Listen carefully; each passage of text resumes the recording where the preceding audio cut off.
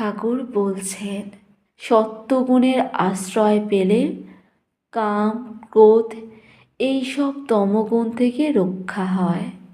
সত্যগুণ আবার জীবের সংসার বন্ধন মোচন করে।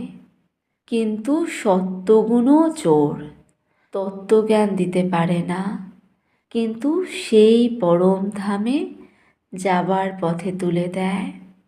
দিয়ে বলে, ওই দেখো, তোমার বাড়ি ওই দেখা যায়।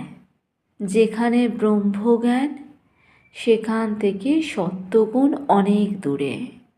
ঠাকুর বলছেন, ব্রহ্ম কি তা মুখে বলা যায় না। যার হয় সে খবর দিতে পারে না। একটা কথা আছে, কালাপানিতে জাহাজ গেলে আর ফেরে না।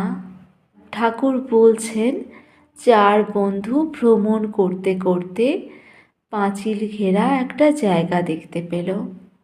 খুব উঁচু পাঁচিল। ভিতরে কি আছে দেখবার জন্য সকলে বড় উৎসুক হলো। পাঁচিল বেয়ে একজন উঠল। উঁকি মেরে যা দেখলে তাতে অবাক হয়ে হা হা হা হা বলে ভেতরে পড়ে গেল। যেই ওঠে সেই হা হা হা হা করে পড়ে যায়।